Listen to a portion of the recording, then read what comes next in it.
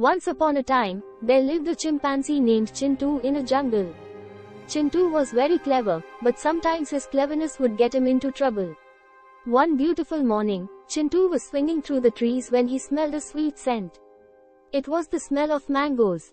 Wow, mangoes so early? Chintu danced with joy. The mango season had not yet arrived in the jungle. Chintu, thinking to himself, followed the scent.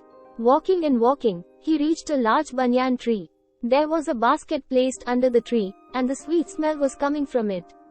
Chintu went to the basket. There was a cloth covering the top of the basket. Chintu slowly removed the cloth.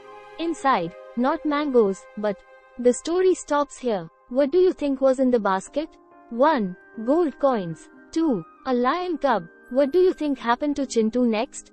To find out, keep listening to the story. There were no gold coins in the basket, but a lion cub. The cub was very small, and its eyes were not yet open. It was crying helplessly in the basket. Chintu was shocked. He thought, this is a lion cub.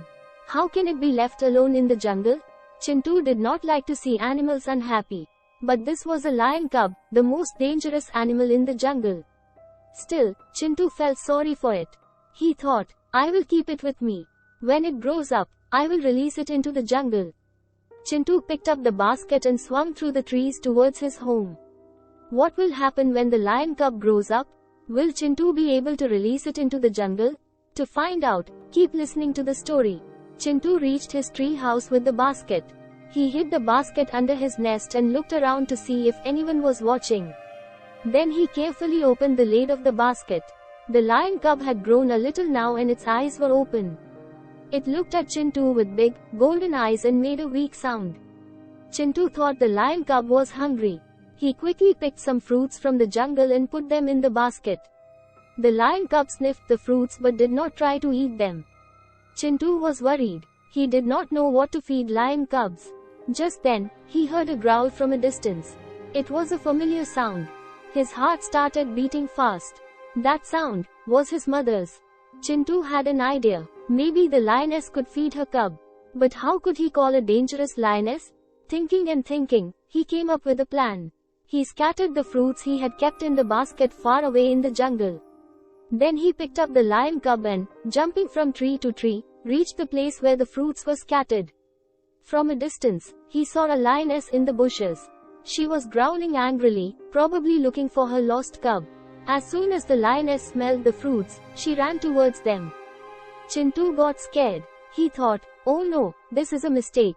He was about to climb a tree when the lioness reached the fruits. She sniffed the fruits and looked around. Then her eyes fell on the basket. A weak sound came from the basket. The lioness ran to the basket and sniffed it. The next moment, the lioness started roaring with joy. She removed the lid of the basket and started licking her cub. Chintu peeked down from the tree. The lioness was standing with her cub in her arms. There was no anger in her eyes, but gratitude for Chintu. Chintu heaved a sigh of relief. He had made the right decision. After a while, the lioness took her cub and went into the depths of the jungle. Chintu watched them go. He was happy that he had reunited the lion cub with its mother. The moral of this story is that sometimes, to help others, we have to use our brains a little. And good deeds always bear good fruit.